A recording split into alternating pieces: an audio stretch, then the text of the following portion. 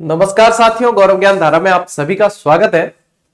अपना सुदर्शन बैच जो है उसका थोड़ी सी मैं कंसेप्ट पे आप लोगों का ध्यान ले जाना चाहूंगा इस क्लास से पहले कि सुदर्शन बैच को लॉन्च ही इसलिए किया गया कि आप लोगों के अभी 2025 में ये लगातार एग्जाम होंगे ये सारे, ठीक है, जिसमें से बहुत बड़ी वैकेंसी है चतुश्रेणी कर्मचारी, वरिष्ठ अध्यापक, स्कूल व्याख्याता, रेट, जेल प्रहरी, जिसमें से रेट तो है अब 20-25 दिन ही बचे हैं और विद्यार्थियों की तैयारी काफी अच्छी होगी जैसी मेरी उम्मीद है। अपन ने रेट के लिए आप लोगों के लिए सारे प्रयास किए, क्लासेस भी दिए, अपने रेट वन लाइनर भी दिए, उसको मुख्य आधार बनाना, क्योंकि बहुत कम समय में बहुत अच्छे से सिलेबस कवर करना है तो वही आप लोगों के पास एकमात्र विकल्प है। उसके बाद में टॉपिक वाइज टेस्ट सीरीज भी दी है लेवल 1 और लेवल 2, क्योंकि सिलेबस बहुत बड़ा है। अभी भी यदि ये क्लासेस भी देखोगे सारी की सारी रेट में है, ठीक है, तो हो सकता है कि तब तक आप लोगों के सारे क्लासेस से कवर ना हो पाए, इसलिए रेट वन लाइनर जो है उसको मेन आधार बनाना बहुत अच्छी तरीके से वो दी गई है और एग्जाम अप्रोच के अनुसार ही है, ठीक है। अभी क्लासेस जितनी कंटिन्यू आ रही है ये सब आपके रेट वालों के सिलेबस में भी है, तो आप लोगों को कंटिन्यू देखनी ही देखनी है। अब इसका कंसेप्ट ये है कि इन पांचों वैकेंसी के अंदर जो जो कॉमन टॉपिक है वो पहले पढ़ेंगे। अब अफवाह के अंदर जिले भी आ गई, वहां तक ये सारे भर्तियों में कॉमन थे। इसके बाद में कई सारे ऐसे टॉपिक आते हैं जो किसी में है किसी में नहीं है। मैंने एक वीडियो बनाया था जिसमें अपन ने इन सारे कॉमन टॉपिक की बात की थी और उसकी जो है पीडीएफ भी मैंने टेलीग्राम पे दे दी थी कि कौन कौन सी भर्ती में ये कॉमन टॉपिक है। उसमें से अब इन सब टॉपिकों के बाद एक कॉमन टॉपिक आता है वापस, पर्यटन, उसको पढ़ रहे हैं। इसके बाद में भी जो जो कॉमन टॉपिक है यानी पांचों भर्ती के अंदर है वो पहले पढ़ेंगे अपन, ठीक है। इसके बाद में जो मान लीजिए 3 वैकेंसी में है, 2 में नहीं है, 2 में है, 3 में नहीं है, ऐसे है, तो उनके स्पेशल टाइटल के साथ स्पेशल थंबनेल पे उस भर्ती का जिक्र करते हुए वो क्लासेस ली जाएगी जब कॉमन टॉपिक सारे पूरे हो जाएंगे। यहां तक कि इतिहास, कला, संस्कृति वाले भी कॉमन टॉपिक पूरे हो जाएंगे।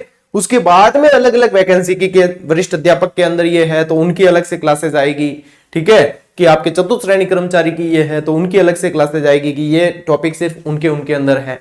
तो ये कंसेप्ट पे चल रहे हैं, यानी कि सुदर्शन, अपने ये जो सुदर्शन बैच है इसके अंदर सारे कॉमन टॉपिक अपन पहले पढ़ेंगे। राजस्थान जीके से रिलेटेड बात कर रहा हूं, भूगोल, इतिहास, कला, संस्कृति। उसके बाद में फिर अलग अलग टॉपिक वाली अलग अलग से क्लास आएगी। इस चीज को पहले से क्लियर रखना, नहीं तो बार बार पूछते रहोगे और फिर जो है बार बार समझ में बातें नहीं आएगी। तो अब वापस एक कॉमन टॉपिक जो इसमें आता है वो पर्यटन राजस्थान का, वो आज अपन पढ़ने जा रहे हैं, ठीक है साथियों। यहां तक क्लियर हो गया। तो क्योंकि हर विद्यार्थी की अलग डिमांड होती है, यदि आप लाखों की संख्या में हो, कोई कहता है गुरुजी हमें ये करवा दो वो करवा दो, हमारी एक रणनीति होती है जो सभी को हित पहुंचे और सभी के लिए सुविधा सुलभ हो, उस तरीके से अपन चल रहे हैं, ठीक है। तो राजस्थान का पर्यटन जिसमें से सवाल बहुत सारे बनते हैं वो आज पढ़ रहे हैं अपन, और ध्यान से पढ़ना, बहुत अच्छी अच्छी चीजें हैं, ठीक है। शुरू करें, चलिए शुरू करते हैं। देखो सब पहला है नहीं वो 326 नंबर और जीजीडी फैक्ट दियो था पर्यटन रिलेटेड, जो बिल्कुल ही एकदम सटीक बैठता है यहाँ पे, ठीक है, और इसको अपने को ध्यान में रखना है। अब देखो अपन इसको शुरू करते हैं। यानी पर्यटन जो है उसे उद्योग का दर्जा दिया गया है। क्या क्या पढ़ना है? पर्यटन को उद्योग का दर्जा कब दिया है, कौन सी समिति से दिया है, पर्यटन दिवस कब मनाया जाता है, पर्यटन के लोगों की हिस्ट्री क्या रही है और पर्यटन का लोगो अब क्या है, ध्येय वाक्य क्या है, ये सारी चीजें अपने को बेसिक जानकारी के साथ में पढ़नी है प्रो लेवल तक, ठीक है। चलिए देखिए, पर्यटन सबसे पहले क्या है, पर्यटन के रिलेटेड कोई काम करना है तो पर्यटन से संबंधित क्या होगा, कोई विभाग होगा। तो पर्यटन निदेशालय की जो है स्थापना की गई कब, 1955 के अंदर जयपुर में। पर्यटन निदेशालय, यदि निदेशालय, मुख्यालय, कुछ ऐसी चीजें पूछते हैं और अपने को प्रश्न करना ही करना है और अपने को याद नहीं आ रहा है तो सबसे पहले राजधानी पे जाओ। सबसे पहला प्रायोरिटी जो जयपुर का रखो, उसके बाद जोधपुर का रखो, ठीक है। जोधपुर अपनी सांस्कृतिक राजधानी है, ठीक है। चलिए, पर्यटन विभाग की स्थापना 1956 जयपुर के अंदर ही हुई और राजस्थान पर्यटन विकास निगम आरटीडीसी। अब आरटीडीसी से संबंधित देखो क्या क्या चीजें हैं कि आरटीडीसी की स्थापना जो है 1978 में हुई है। कब हुई है?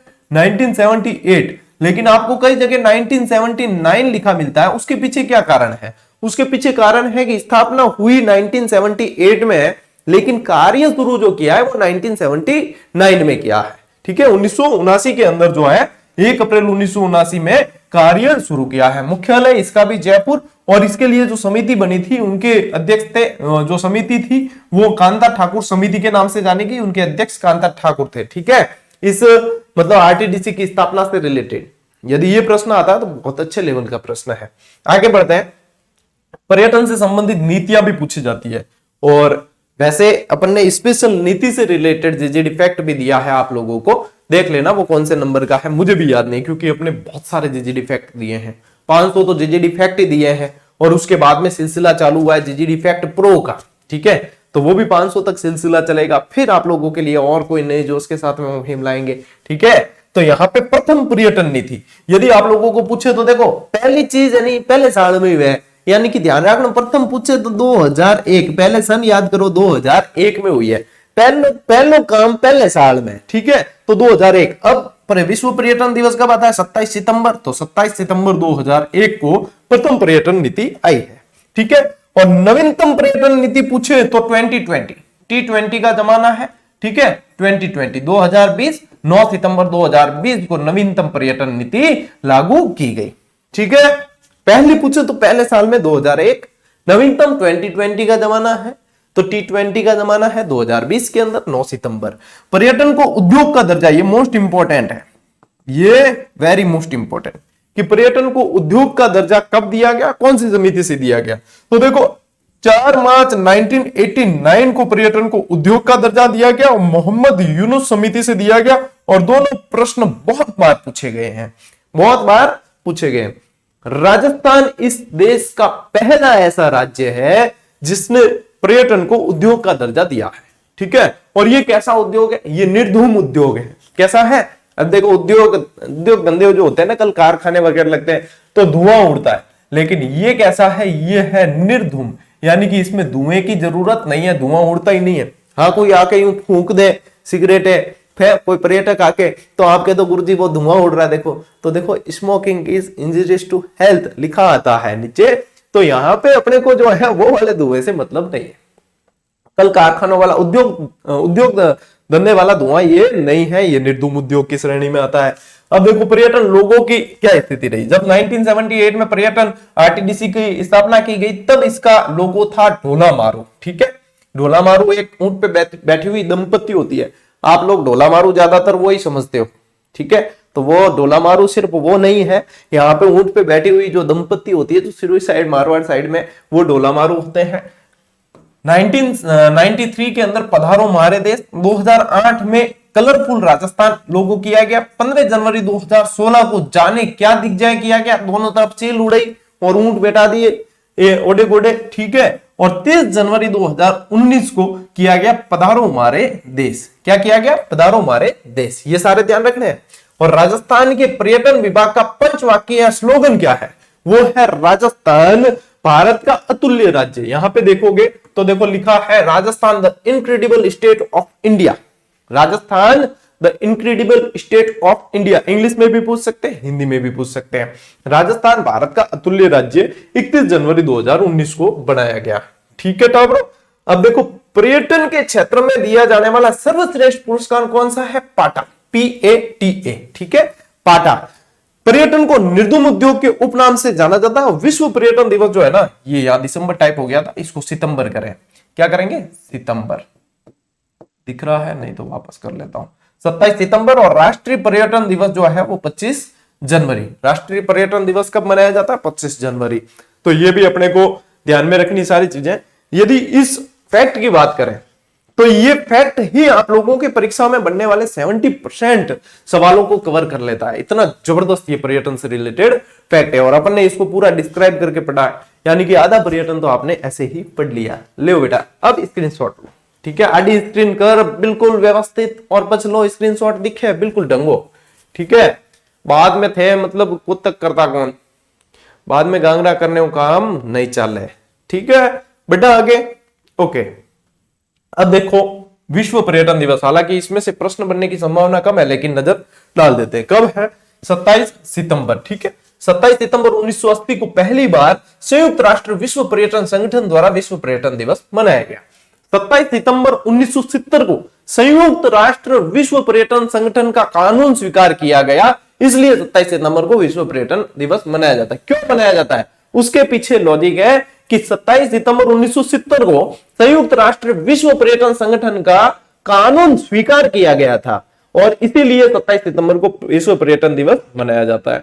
और जो 2023 वाला विश्व पर्यटन दिवस था उसकी थीम थी अपने पर्यटन और हरित निवेश। अब जो है अपने को ध्यान रखना पड़ेगा, जो आगामी एग्जाम में पूछा जाएगा या तो 2025 की थीम पूछी जाएगी, ठीक है, या तो 2025 की पूछी जाएगी या फिर 2024 की पूछी जाएगी। तो अपन एक पर्यटन से रिलेटेड एक जीजीडी फैक्ट प्रो और बनवाते हैं, जिसके अंदर नए पर्यटन से रिलेटेड जो कुछ जो भी किया होगा, इवेंट वगैरह जो भी हुए होंगे उससे रिलेटेड, उसमें ये दोनों थीम भी मैं डलवा दूंगा, ताकि वो भी आप लोगों के ध्यान में रहे। और वो कहां मिलेगा? अब जो जीजीडी फैक्ट आ रहे हैं वो आप लोगों के कहां मिल रहे हैं? नए टेलीग्राम चैनल जीजीडी एजू हब पर, ठीक है। और अपना जो टेलीग्राम है गौरव ज्ञान धारा, उस पर आप लोगों के इसका लिंक पिन किया हुआ है, तो वहां से जुड़े रहे। वहां एक ही जगह आप लोगों को कलेक्शन फैक्ट का दिया जा रहा है, वहां पे उसके अलावा कोई जानकारी नहीं डाली जाती, यानी एक ही जगह पे जब जाओ आप देख के पढ़ सकते हो, ठीक है। अब देखो विश्व पर्यटन संगठन की स्थापना कब हुई, ये भी जान लेते हैं थोड़ा सा अपन। विश्व पर्यटन संगठन की स्थापना 1946, मुख्यालय इसका कहां है? मैड्रिड स्पेन के अंदर। महासचिव कौन है? जुराब पोलो। देखो नाम कैसा है, ऐसे लग रहा है पॉलिटिकल श्रीवल्ली है, लगता है ऐसे ना, जैसे कि पॉलिटिकल श्रीवल्ली लिखा हुआ है, जबकि नाम है इसका जुराब पोलोलिकाश्विली, पोलोलिकाश्विली, ठीक है। हाँ, पुष्पा भी कंफ्यूज हो जाएगा, श्रीवल्ली इधर कैसे आई। सदस्य है 160 सदस्य राज्य, 6 सहयोगी सदस्य है, ठीक है। और ध्यान रखना राष्ट्रीय पर्यटन दिवस कब आता है? 25 जनवरी को मनाया जाता है, और इसको बनाने की शुरुआत हुई थी 1948। ले स्क्रीनशॉट, मैं अटे बैठा हूं, थार बीच में नहीं हूं, ठीक है। बस आगे बढ़ना, ओके।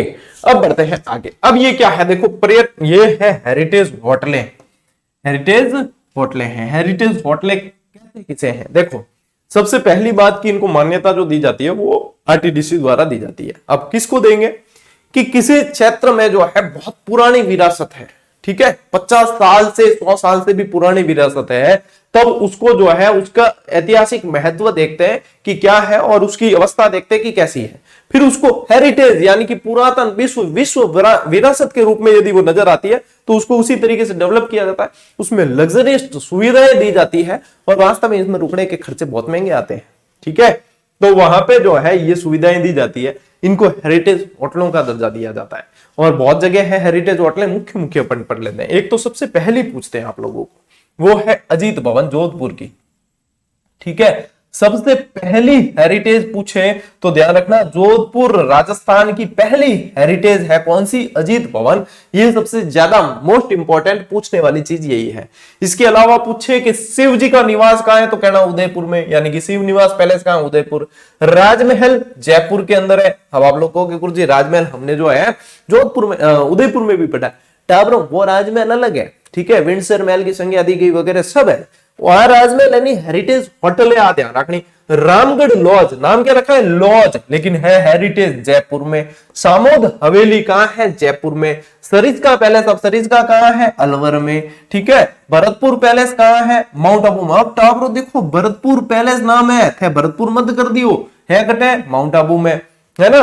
और कौशल बीजापुर जो है वो चित्तौड़गढ़ में। होटल विषाद पैलेस कहां है? जयपुर में। शिकारबाड़ी कहां है? उदयपुर में। भंवर निवास कहां है? बीकानेर में। पुष्कर पैलेस कहां है? ये पुष्कर में ही है, इसमें आप लोगों के कंफ्यूजन नहीं होगा, ठीक है। फिर देखो सामोद पैलेस कहां है? जयपुर। एक यहाँ पे सामोद से रिलेटेड सामोद हवेली, ये भी जयपुर में, और सामोद पैलेस भी जयपुर में। रोहितगढ़ ये हमारे पाली के अंदर ही है, ठीक है। लालगढ़ पैलेस बीकानेर के अंदर। खींवसर पैलेस नागौर में। ये तो बहुत जबरदस्त है खींवसर पैलेस, तो मैंने देखा है ऐसे ढाणिया टाइप भी बना रखी है, और कृत्रिम तालाब वगैरह बना रखे हैं, है ना, अपने मंत्री जी की है ये होटल। और सवाई माधोपुर लॉज सवाई माधोपुर के अंदर ही है। मंडावा कौशल कहां है? झुंझुनू के अंदर। निमराना पैलेस कहां है? कोटपुतली बहरोड में। करनी भवन कहां है? जोधपुर के माए। और काठरिया पैलेस कटे राजसमंद के मायने। फतेह प्रकाश पैलेस कटे है उदयपुर के माए। और फोर्ट चनावा कहां है? लुणी में। और होटल डेरा कहां है? डूंडलोद पर। कहते हैं कि डेरे डांग पर, डांग यानी डंडा, डंडे से डूंडलोद याद रखो, और होटल डेरा कहां है? डूंडलोद में। वैसे ये आप लोगों को याद करनी है, फिर भी अपने नजर एक बार मार ली, फायदा ही होगा।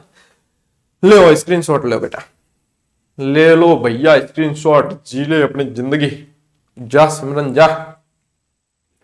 ठीक है, अब देखो यहां पे पढ़ते हैं अपन प्रमुख पैनोरमा। अब मैं आप लोगों को प्रमुख पैनोरमा और भी बताने वाला हूं जैसे ये, लेकिन पहले लेटेस्ट बता देता हूं जो भजनलाल सरकार में घोषित हुए हैं। ठीक है, अब पैनोरमा होते क्या है? पैनोरमा होते हैं स्मारक। क्या होते हैं?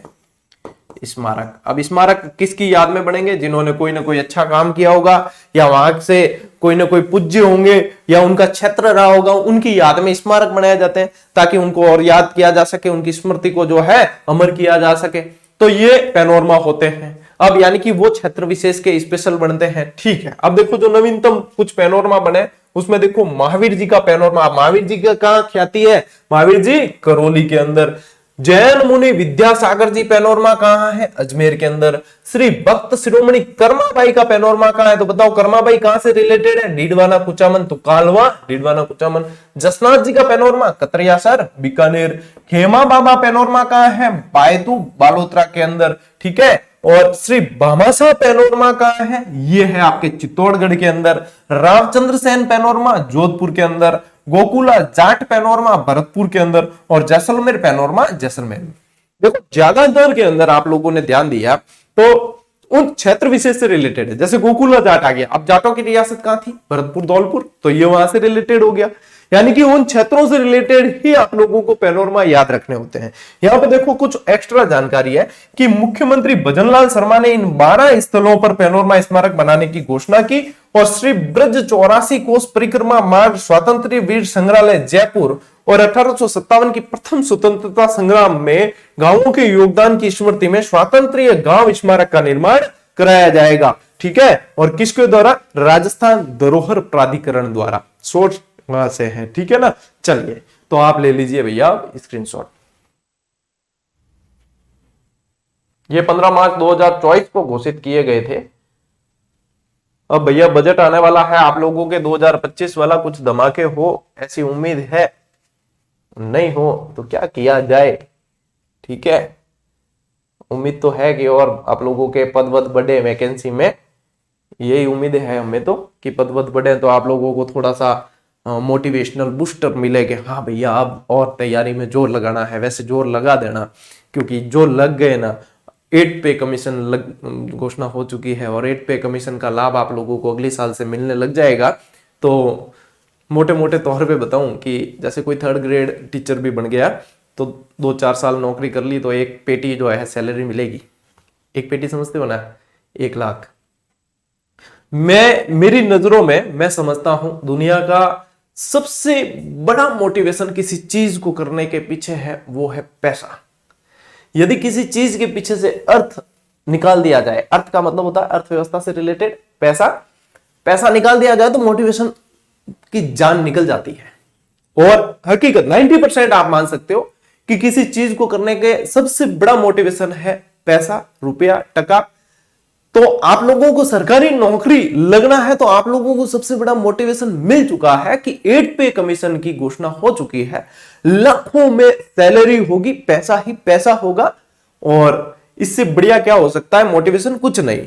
करो, क्योंकि देखो सब जने कहते सेवा करेंगे, ये करेंगे, वो है। आदर्शवादी बातें एक तरफ है और जिंदगी का सच एक तरफ है, और सच यही है कि पैसा है तो बहुत कुछ है, सब कुछ नहीं लेकिन बहुत कुछ है। ठीक है, करो, दम लगा के तैयारी करो। चलो आगे बढ़ते हैं।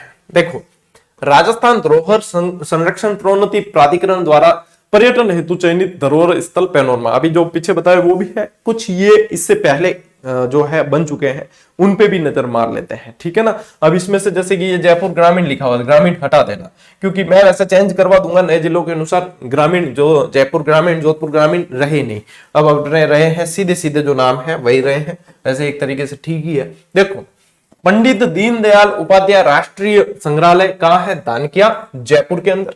श्री करणी माता कहां हो सकता है बताओ? देशनोक, बीकानेर, सीधी बात है। सुगाली माता, आहुआ, पाली। गुरु जम्बेश्वर पैनोरमा, पिपासर, नागौर। लोक देवता तेजाजी का पैनोरमा, खंडाल, नागौर। सुंदरदास जी का पैनोरमा, दौसा के अंदर। रामदेव जी का पैनोरमा, जैसलमेर के अंदर। संत पीपा जी का पैनोरमा, झालावाड़ के अंदर। गुरु रैदास पैनोरमा, चित्तौड़गढ़ के अंदर। पाबूजी पैनोरमा, कोलूमंड, फलोदी के अंदर। नागरीदास जी पैनोरमा, किशनगढ़, अजमेर। देखो, एक भी स्थल ऐसा नहीं है जो उनसे रिलेटेड नहीं है और अन्य स्थान पर बनाया गया, क्योंकि पैनोरमा बनाया ही वहां जाता है। ठीक है। संत महावजी का पैनोरमा कहां है? डूंगरपुर के अंदर। धन्ना भक्त का पैनोरमा कहां है भैया? धुआं कला टोंक के अंदर। हाडोती पैनोरमा बारा के अंदर। कालीबाई पैनोरमा मांडवा डूंगरपुर। स्वतंत्रता संग्राम का पैनोरमा कहां है? अपने अहुआपाली। शौर्य उद्यान यानी कि वार मेमोरियल कहां है? झुंझुनू के अंदर। पन्ना दाय पैनोरमा कमेरी राजस्थान। अलीबख्श पैनोरमा मुंडावर खैरतल तिजारा। हसन खां मेवाती पैनोरमा अलवर। बप्पा रावल पैनोरमा उदयपुर। महाकवि मां गणितज्ञ ब्रह्मगुप्त पैनोरमा भीनमाल। और महाराणा राज सिंह पैनोरमा राजसमंद। अब इसमें जो है सीधा रीडिंग ही करनी है, इसमें कोई ज्यादा समझाने लायक है नहीं। और इनसे रिलेटेड जो है चीजें अपन व्यक्तित्वों में वैसे भी पढ़ते हैं, अन्य जानकारी जैसे कि कई तो लोक देवता है तो लोक देवताओं में पढ़ते ही हैं अपन बहुत सारी चीजें, तो ये डायरेक्ट ही याद करनी है आपको। ठीक है, आप स्क्रीनशॉट ले लो कि जिनके पास में पुस्तक नहीं है वो स्क्रीनशॉट लेके नोट्स भी बना सकते हैं, पढ़ने पर सभी का अधिकार है। ठीक है, ठीक है टाबरो। अब देखो आगे। अरे भैया पर्यटन बहुत है रे, पर्यटन की तो एक और क्लास आएगी। वैसे एक ध्यान रखो, विराट कोहली का नाम है चिक्कू। चिक्कू को गाजर और आम पसंद है। थे के हो गए गुरुजी तो मैं के करा थे पढ़ाता क्रिकेट में घुसका नहीं रे बेटा। चिक्कू गाजर आम जो है आप लोगों को 6 दुर्गों के नाम याद रखने हैं जिनको यूनेस्को विश्व विरासत सूची में शामिल किया गया। और ये एग्जाम में पूछते हैं, बार बार पूछते हैं कि निम्न में से कौन सा दुर्ग विश्व विरासत सूची में शामिल नहीं है या है। ठीक है ना, तो देखो इसमें चीकू गाजर आम ऐसे याद रखना है आपको। ची से तो है आप लोगों के चित्तौड़गढ़, कू से है कुंभलगढ़, गा से है आप लोगों के गागरोन, ठीक है, और ज से है आप लोगों के जैसलमेर, और र से है आप लोगों के रणथंबोर, और आम से है आप लोगों के आमेर। ये 6 दुर्ग जो है यूनेस्को की विश्व विरासत सूची में शामिल है। इसके अलावा जयपुर का परकोटा जो है ना वो भी इसकी विश्व विरासत सूची में शामिल है, वो भी अपने को ध्यान में रखना है। ठीक है, तो देखो इनको शामिल कब किया गया? 21 जून 2013 को राजस्थान के 6 दुर्गों को यूनेस्को की विश्व विरासत स्थलों की सूची में शामिल किया गया। अब थोड़ी बेसिक जानकारी जान लेते हैं, वैसे दुर्गों के अंदर डिटेल में पढ़ेंगे अपन। ठीक है, कि चित्तौड़ दुर्ग जो है वो चित्रांगद मौर्य द्वारा निर्मित है। उपनाम क्या है? राजस्थान का गौरव, दुर्गों का सिरमौर, और कहा जाता है कि गढ़ तो चित्तौड़गढ़, बाकी सब गड़ैया। मेसा के पठार पे ये स्थित है जो लगभग 640 मीटर ऊंचा बताया जाता है। ठीक है, चलिए कुंभलगढ़ के बारे में क्या है कि ये राजसमंद में है। अशोक के पौत्र संपत्ति द्वारा निर्मित है। ये भी मौर्यों द्वारा हो गया, और पुनर्निर्माण करवाया राणा कुंभा ने। कुंभा की पत्नी का नाम था कुंभल देवी, तो उनके नाम से इसका नाम हो गया कुंभलगढ़। ठीक है, उपनाम क्या है? कुंभल मेरू, मच्छेंद्रपुर, मेवाड़ की शरण स्थली और मेवाड़ की संकटकालीन राजधानी। ठीक है, मेवाड़ के ऊपर जब संकट आता था तो फिर मेवाड़ के शासक जो है यहाँ पे जाते थे। फिर देखो आगे बढ़ते हैं अपन गागरोन। गागरोन वैसे खींचीवाड़ा यानी खींचियों का जहां शासन रहा, और वो रहा है झालावाड़ के अंदर। यहाँ पे 1.5 परमार राजपूतों द्वारा जो है इसका निर्माण करवाया। उपनाम गरगराटपुर, डोहड़गढ़, दुलरगढ़, मुस्तफाबाद। पहाड़ी यहाँ लगती है मुकुंदरा की, और नदियां हैं यहाँ काली सिंध और आहू, यानी कि ये एक तरह का क्या है? जल दुर्ग है। ठीक है, जिसको औद्योगिक दुर्ग भी बोलते हैं। ठीक टाबरो। जैसलमेर, घोड़ा कीजिए काठ का, पग कीजिए पाषाण, अख्तर कीजिए लोहे का, तब पहुंचे जैसलमेर। ये जैसलमेर दुर्ग के बारे में कहा जाता है। तो देखो निर्माण किसने कहा? राव जैसल ने। 12 जुलाई 1155 को निर्माण हुआ। निर्माण पूर्ण करवाया है शालिवाहन द्वितीय ने। उपनाम क्या है? गौरहरागढ़, क्योंकि यहाँ पे गौरहरा नाम की पहाड़ी है। स्वर्णगिरी, सोने की तरह चमकता है। सोनारगढ़, उत्तर भड़कीवाड़, भाटियों का शासन रहा है। पहाड़ी त्रिकूट पहाड़ी है, जिसको गौरहरा पहाड़ी के नाम से भी जानते हैं। वोल्टेज डाउन क्या वेर क्लास बीच में नहीं रह जाए, करियोड़ी मेहनत पूरी की पूरी। आमेर दुर्ग, अब आमेर दुर्ग जयपुर के अंदर है। निर्माण दुल्हे राजा ने करवाया, यानी कि दुल्हे राय कछवा वंश के आरंभिक शासक थे। पुनर्निर्माण मानसिंह प्रथम द्वारा, और पहाड़ी है काली खो पहाड़ी पर यह बना हुआ है। रणथंबोर रणथंदेव द्वारा निर्मित है, और सवाई माधोपुर के अंदर स्थित है। बहुत सारी जानकारी है इसमें, त्रिनेत्र गणेश मंदिर, ज्वारा भोरा महल वगैरह खूब है, लेकिन वो दुर्गों में अपन पढ़ेंगे अच्छी तरीके से। अभी पर्यटन के हिसाब से ये ध्यान रखना है कि इन 6 दुर्गों को यूनेस्को की विश्व विरासत स्थल सूची में शामिल किया गया था। That's it. ले स्क्रीनशॉट।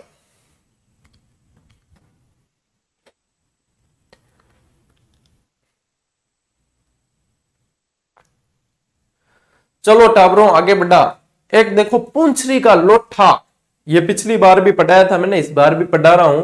पूंछरी का लोठा ये स्थल है ना, मैं भी गया हुआ हूं। देखो पहले तो मेरा फोटो देखो आप, कि मैं खुद भी यहाँ पे गया हूं। अब मैं तो आप लोगों को जा जाके बताता हूँ चीजें, और क्या माउंट आबू की कितनी चीजें बता दी, रेगुलर दे रहा हूं आप लोगों को, बहुत सारी जानकारियां लेके आया हूं, टोर रॉक वगैरह सब चीज बता रहा हूं। कल जो है, कल या आज शाम को जो आप लोगों को चंपा गुफा बताएंगे, ठीक है, टोर रॉक बता देंगे, टोर रॉक बताएंगे पहले तो, उसके बाद पहले नक्की के देखो पीछे का पूरा विहंगम दृश्य बताया, जो रेयरली वॉचिंग है, रेयरली साइट सीइंग है, ठीक है। ऐसे आसानी से जो है वहां पे लोग पर्यटन आमतौर पे जाते नहीं है ना। तो वो बताया आप लोगों को। आज शाम को आप लोगों को मैं टॉड रॉक बताऊंगा, मतलब बिल्कुल क्या ये रही भैया टॉड रॉक, ठीक है, इस तरीके से टॉड रॉक के वहीं बैठ के तो वो बताएंगे। फिर कल आपको चंपा गुफा बता देंगे, फिर खिमल माता मंदिर बताएंगे, बसंतगढ़ शिलालेख वाला। इस तरीके से आप लोगों को जीके को जीना सिखाएंगे। और ये पूंछरी का लोठा देख लो, यहाँ पे भी मैं जाके आऊं। उसके बाद में ये राजस्थान सूजस के अंदर भी इसका जिक्र हुआ है ना। अब देखो ये पूंछरी का लोटा जो है, इसके बारे में क्या है। जब गिरिराज यानी गोवर्धन जी परिक्रमा लगाते हैं 21 किलोमीटर की, तो श्रद्धालु नंगे पैर चलते हैं। और परिक्रमा का मार्ग का कुछ हिस्सा है ना, राजस्थान के भरतपुर यानी कि नवगठित जिला कौन सा हो गया, डीग जिले में आता है। इसमें पूंछरी का लोठा मंदिर पड़ता है। राजस्थान के श्रद्धालु पूंछरी का लोटा से परिक्रमा प्रारंभ करते हैं, और गोवर्धन परिक्रमा करने वाले श्रद्धालु के लिए यह जरूरी है कि वे पूंछरी का लोटा दर्शन कर अपनी हाजिरी लगाए। इसके आसपास प्राचीन मंदिर बने हुए, और धार्मिक मान्यताओं के अनुसार सतयुग के शिव, त्रेता के हनुमान और द्वापर के मधु मंगल और कलयुग के पूंछरी का लोटा है, ठीक है। देख लो, जो सतयुग में शिव थे, त्रेता में हनुमान, द्वापर के मधुमंगल और कलयुग के पूंछरी का लोटा है, ठीक है। इतनी मान्यता है इनकी। इन्हें श्री गिरिराज महाराज के चरण भी माना जाता है। स्थानीय कहावत है कि धन्य धन्य पूंछरी का लोटा, अन्न खाए न पानी पिए पड़ी रहे सिलोटा, ठीक है।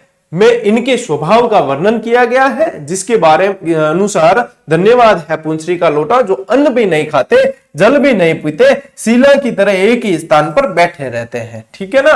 ये इनके बारे में कहा गया है। आप भी यहीं से दर्शन कर सकते हो, इतनी मान्यता है इनकी, है ना।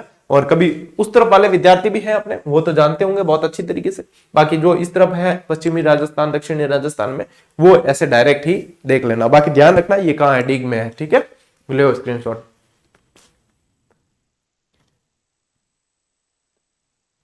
चलो आगे बढ़ते हैं। हाँ, अब पढ़ते हैं अपन रज्जू पथ, या इसे कहा जाता है रज्जू मार्ग, या क्या कह देते हैं,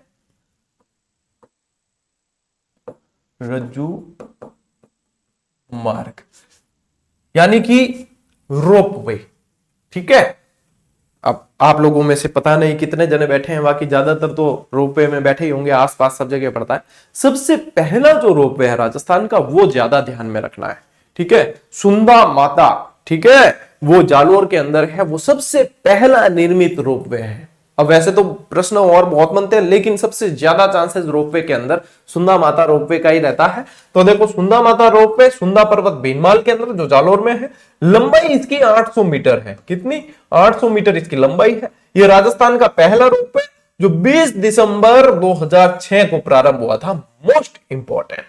दूसरा देखो, मनसापूर्ण करणी माता रोपवे उदयपुर के अंदर है। शुरुआत 8 जून 2008 को हुई और लंबाई है इसकी 387 मीटर। तीसरा है सावित्री माता रोपवे, अजमेर के अंदर है। 3 मई 2016 को प्रारंभ हुआ और 700 मीटर इसकी लंबाई है।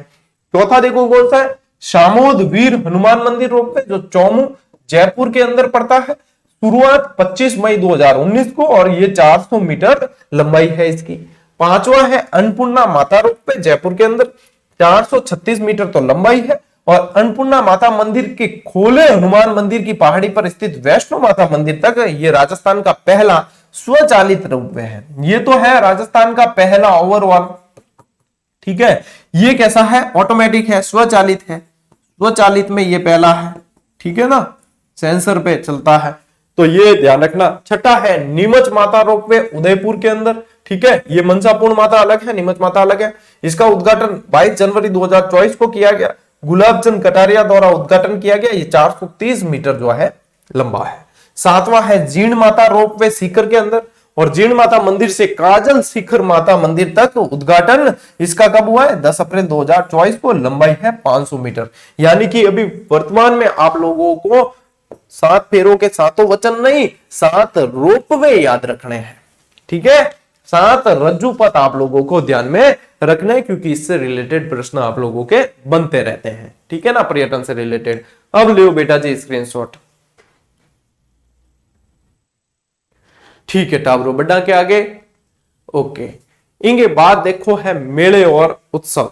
पर्यटन में कह रहा हूं ना, बहुत लंबा टॉपिक है, बड़ा टॉपिक है। वैसे कल भी क्लास आएगी, एक सारी रेलगाड़ियां वगैरह पढ़ेंगे उसके अंदर। ठीक है, तो देखो, सांस ले लूंगे, ये लाइव क्लास होती यही तो। अभी तक जो जानकारी पढ़ी है वो 1 घंटे में पढ़ते हैं अपन, और ये पढ़ी है अपन ने आधे समय में। कई टावर में भी गए, गुरु जी टाइमिंग बढ़ाओ। भैया टाइमिंग बढ़ाने की जरूरत नहीं है, आप लोगों को समझने की जरूरत है कि आपका समय वैसे ही बच रहा है। इधर उधर की कोई बात अपन नहीं करते हैं फालतू की। ठीक है, नहीं तो बच्चे करना पड़े, हाँ भाई तू क्या कह रहा है, हाँ फलान जी क्या, डिक्कन जी क्या, पुच्छड़ जी क्या, क्या मतलब फालतू। पढ़ने से ध्यान रखो बस। देखो, मेले और उत्सव बहुत बनते हैं प्रश्न। सबसे पहले इंपॉर्टेंट चीज है ये और ये, यानी कि मेले उत्सव कहाँ है, कहाँ पे मनाए जाते हैं ये। फिर तीसरे नंबर पे पूछेंगे कि कब। ठीक है, तो देखो ऊंट महोत्सव। अभी आप लोगों को ऊंट महोत्सव से रिलेटेड जीजीडी फैक्ट प्रो भी दिया था, देखा आपने, पढ़ा है नहीं पढ़ा? लो देखो, ये रहा जीजीडी फैक्ट प्रो। प्रो में क्या विशेषता है कि प्रश्न बनने वाले जो है वो साथ साथ आपको दिए गए हैं, ये प्रो की विशेषता है। और अब जो है ये आप लोगों को कहां मिल रहे हैं, ये मिल रहे हैं जीजीडी एजू हब टेलीग्राम चैनल पे। अब गौरव ज्ञान धारा चैनल पर नहीं दे रहे, क्योंकि वहां पे और भी बहुत सारी जानकारियां आती है तो मिक्स हो जाते हैं। तो जीजीडी एजू हब टेलीग्राम चैनल यदि आप लोगों ने अभी तक ज्वाइन नहीं किया है तो अपने मेन टेलीग्राम चैनल पे उसका लिंक पिन किया हुआ है, उसको ज्वाइन कर लेना। ठीक है, आओ पढ़ते हैं पहले इसे। कहा, बीकानेर के अंदर कब? पौष माघ यानी कि जनवरी के अंदर ही। ठीक है, मरु महोत्सव जैसलमेर के अंदर माघ शुक्ला त्रयोदशी से माघ अमावस्या तक, यानी जनवरी फरवरी में। हाथी महोत्सव जयपुर में आमेर के अंदर होता है मार्च में। ठीक है, एडवेंचर स्पोर्ट्स कोटा में फरवरी के अंदर। मेवाड़ उदयपुर के अंदर अप्रैल के अंदर। ग्रीष्म महोत्सव माउंट आबू और जयपुर के अंदर जून में। मारवाड़ महोत्सव जोधपुर के अंदर अक्टूबर। शेखावाटी महोत्सव सीकर, झुंझुनू, चूरू, नीम का थाना हटा दो क्योंकि सीकर में आगे आई है। ठीक है, फरवरी के अंदर। शरद महोत्सव माउंट आबू दिसंबर के अंदर। बूंदी महोत्सव बूंदी के अंदर दिसंबर के अंदर। बेणेश्वर महोत्सव डूंगरपुर में फरवरी में मनाते हैं। महावीर जी का मेला श्री महावीर जी करौली में अप्रैल में आता है। कजली तीज का मेला बूंदी के अंदर, कजली तीज यहाँ का मेन त्योहार है, बड़ी तीज भी बोलते हैं इसको, ये भी आपके कब है? अगस्त में। चंद्रभागा मेला झालरापाटन के अंदर अक्टूबर नवंबर। ब्रज महोत्सव डीग के अंदर आपके कब है? फरवरी के अंदर। ठीक है, कैला देवी मेला कहाँ है? करौली में। डीग महोत्सव कहाँ है? डीग के अंदर। बाड़मेर बैलून मेला कहाँ है? बाड़मेर में। जैसलमेर पतंग महोत्सव कहाँ है? जैसलमेर के अंदर। अब नाम ही इसका ये दे रखा है। ठीक है, जयपुर में भी मनाते हैं पतंग महोत्सव, ध्यान रखना। अंतरराष्ट्रीय पतंग, अंतरराष्ट्रीय तो मिलता है अहमदाबाद के अंदर। ठीक है, थार महोत्सव बाड़मेर के अंदर। और राजस्थान दिवस जो है वो जयपुर के अंदर आप लोगों को ध्यान में रखना है, 30 मार्च को मनाया जाता है। तो ये मतलब मुख्य आप लोगों को महोत्सव और ये ध्यान रखना है जो पर्यटन विभाग द्वारा आयोजित होते हैं, इसलिए इनकी महत्ता ज्यादा है। ठीक है ना, लो स्क्रीनशॉट ले लो। इसके बाद आने वाले समय में आप लोगों के श्योरली प्रश्न बनेगा ही बनेगा ऊंट महोत्सव से रिलेटेड, जो लेटेस्ट करंट में बनेगा आप लोगों के प्रश्न। ठीक है, देखो अब ऊंट महोत्सव का आयोजन जो है कब हुआ है? 10 से 12 जनवरी। ठीक है, 10 से 12 जनवरी 2025 को 3 दिवसीय था। अब कहां पे बनाया जाता है? ये अभी अपन ने पढ़ा है बीकानेर के अंदर। ठीक है, ये इसका कौन सा संस्करण था? ये 31वां संस्करण था। ठीक है, और ऊंट महोत्सव का आयोजन पर्यटन विभाग द्वारा ही किया जाता है। ऊंट महोत्सव की शुरुआत हेरिटेज वॉक के साथ हुई और ये वॉक लक्ष्मी नाथ जी मंदिर से रामपुरिया हवेली तक आयोजित की गई। ऊंट महोत्सव 2025 में पवन व्यास ने 2025 फीट लंबी पगड़ी बांधकर वर्ल्ड रिकॉर्ड बनाया, यानी 2025 साल ही है और 2025 फीट लंबी पगड़ी बांधकर वर्ल्ड रिकॉर्ड बनाया। इस पगड़ी का वजन 33 किलोग्राम था, 33 किलोग्राम। कैन यू बिलीव कि ऊंट महोत्सव के अंदर इस बार जनवरी में जो ऊंट महोत्सव हुआ है 2025 में, उसमें 2025 फीट लंबी पगड़ी बांधकर 2025 फीट लंबी ही पगड़ी बांधी और उसका वजन है 33 किलोग्राम। और पगड़ी बांधने वाले कौन है? पवन व्यास। तो वास्तव में इन्होंने जो है वर्ल्ड रिकॉर्ड कायम किया है।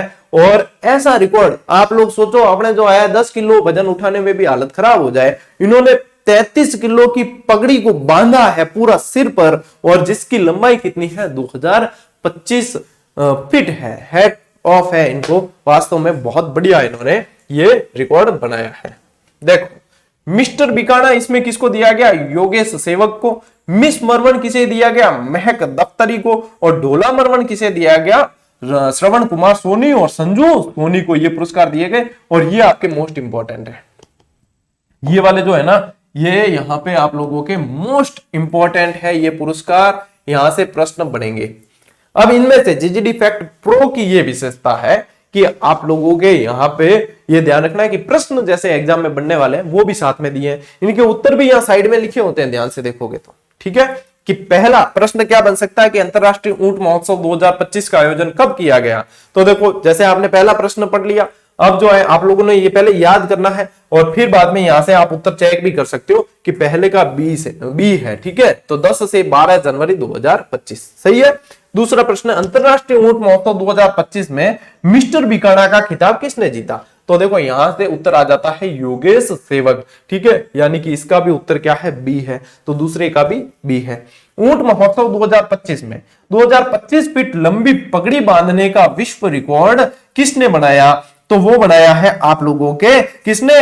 यहां पे पवन व्यास ने बनाया है। किसने बनाया? पवन व्यास ने। तो अभी अपन ने पढ़ा है कि 2025 में 2025 फीट लंबी ही पगड़ी बांधकर पवन व्यास ने विश्व रिकॉर्ड बनाया है, जिसका वजन इस पगड़ी का कितना है?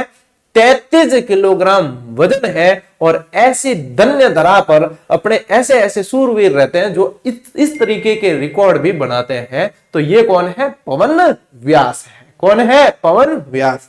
और यहां से आप लोगों को ये जीजीडी फैक्ट जो है वो याद हो जाएगा। ठीक है, चलो स्क्रीनशॉट ले लो भैया।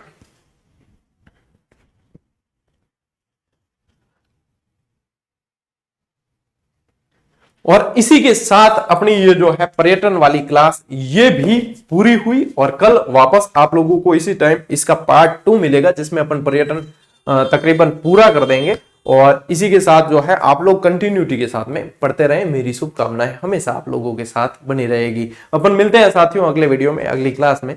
तब तक के लिए राम राम, जय हिंद।